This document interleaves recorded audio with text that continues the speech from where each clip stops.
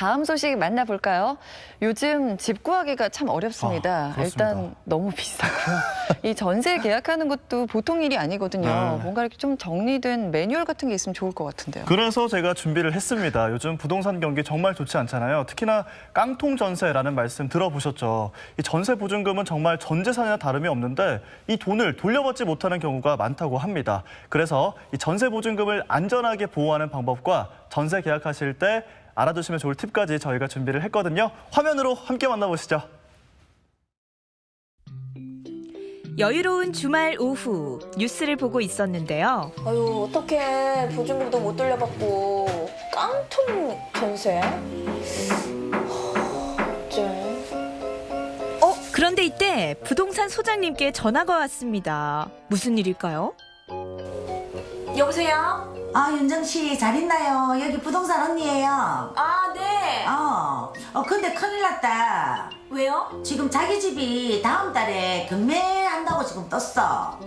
에? 아니, 제 집이 오면. 경매로 넘어갔더니 그게 무슨 말이에요? 지금 경매 신청이 떴으니까 일단 오면 내가 자세하게 설명해 줄게. 일단 사무실로 와봐. 멀쩡한 집이 경매로 넘어가다니 깜짝 놀랐습니다. 소장님, 무슨 일이에요? 윤정 씨. 내 전재 사는데. 알았어. 너무 흥분하지 말고. 깡통 전세, 역전세, 전세 대란. 요즘 같은 데에 집 구하기 참 어려운데요. 전세 보증금 안전하게 지키는 방법부터 똑똑하게 챙겨봐야 하는 꿀팁까지 지금 시작합니다. 네, 소장님, 이 깡통 전세에 대해서 제가 뉴스를 봤는데 네. 남일이 아니더라고요. 네. 이 깡통 전세란 게 도대체 어떤 건가요? 매매가에 비해서 전세가가 너무 높은 걸 말을 하는 거예요. 우리가 이 아파트를 하나 사는데 2억이다. 2억이다. 예, 2억인데 이 집에 대출이 1억이 있었다. 네. 그런데 이 1억을 두고 전세를 내가 1억 2천에 들어갔다. 네. 그러면 집값이 얼마죠? 2억 2천이 다 2천이네요. 되잖아요. 네. 근데 원래 집값은 2억인데 대출하고 내 보증금하고 합해서 2억 2천이에요. 그러니까 이런 걸 깡통 전세라고 하는 거예요. 집주인이 대출 금액을 이렇게 이자를 잘 갚아 나가면 별 문제가 없는데 그 이자를 잘 안 갚을 때는 이렇게 경매가 들어오는 경우가 있죠. 그래서 가급적이면 대출이 없는 집을 전세로 들어가는 걸 권하고 싶습니다. 그리고 이 역전세라는 말도 있던데 역전세는 뭘까요? 역전세라고 하는 거는 매매가 대비 전세가가 너무 높은 걸 말하는 거예요. 그 매매가가 2억인데 전세를 1억 8천에 낸 거예요. 예, 그런데 1억 8천에 세입자가 들어왔어요. 그런데 올해가 입주 물량이 많잖아요. 올해가 입주 물량이 약 한 18,000세대 이 정도 입주 물량이 있어요. 그러면 세입자들이 나가고 지금처럼 1억 8천에 전세를 들어오려고 하면 새로운 세입자를 못 구하는 거예요. 네, 그래서 이럴 경우를 역전세라고 그래요. 그래서 가급적이면 전세 금액이 매매가 대비 많이 높지 않은 걸 구하시는 것도 소비자님들이 신경 써야 되는 부분이라고 생각을 합니다. 아니, 그럼 저 이제 어떻게 해요? 그렇죠. 네. 그러니까 전세를 들어오실 때는 요즘은 안전장치를 잘 하실 수 있는 것들이 있어요. 네. 보험을 넣을 수 있어요. 보험이 있어요. 네네. 자, 여기서 문제를 내겠습니다. 네. 전세 보증 보험이란 모든 보험사에서 가입이 가능하다, 아니다. 정답은 어디 보험사에서 본 것 같긴 한데 가입할 수 있지 않을까요? 땡땡땡 윤정 씨 아니에요. 아니에요? 네. 전세 보증 보험을 넣을 수 있는 곳은 두 가지가 있어요. SGI 서울 보증보험회사하고 주택도시보증공사에서 가입을 할 수가 있습니다. 전세 보증 보험에 그럼 종류가 두 가지가 있는 건데 네. 그럼 이 두 가지의 차이점이 뭔가요? 먼저 SGI 서울보증보험의 경우에는 금액에 상관없이 가입이 가능하고요. 여기서 좀 단점이라 하면 보험료율이 조금 비싸다는 게 단점이긴 하지만 내가 넣었던 보증금의 전체를 보장받을 수 있는 또 장점도 있습니다. 그리고 주택도시보증공사의 경우에는 4억 이하의 경우에만 보증금 가입이 가능하고요.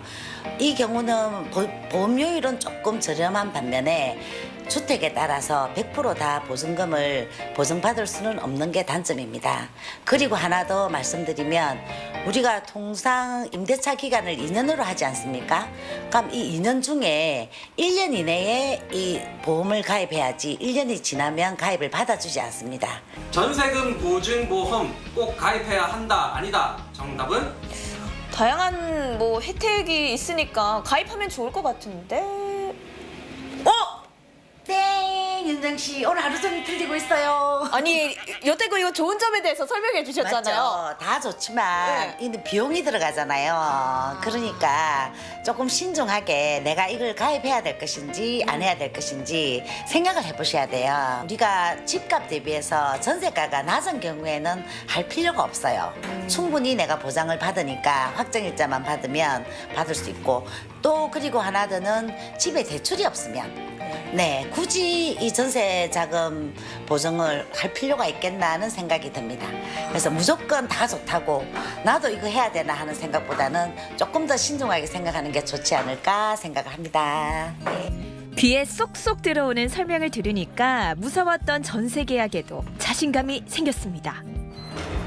들어오세요. 독립을 꿈꾸는 저 이은정 리포터. 이사할 집을 볼 때는 어떤 것들을 봐야 할지 귀 쫑긋해서 듣고 왔습니다. 결로나 곰팡이 아니면 윗집 누수 같은 게 있었던 집들은 이쪽에 자국이 있든지 곰팡이 같은 게 썰어가 있어요.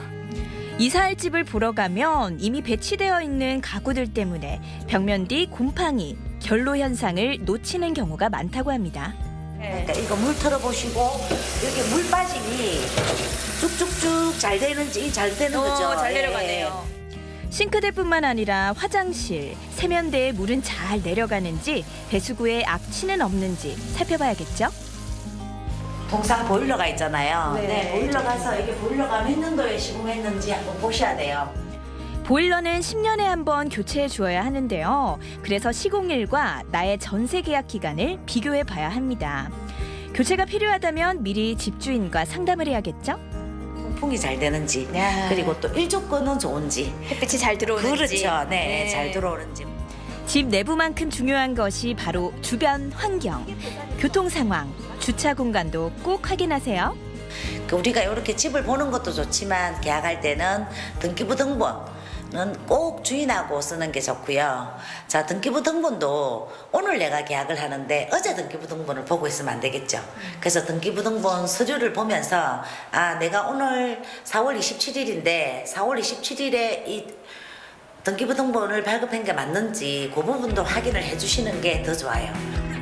안전한 전세 계약을 위해 이것만은 꼭꼭 알짜배기 꿀팁 모두 모았습니다. 이사 가려는 집이 위법한 건물은 아닌지 건축물 관리대장에서 확인하시고요.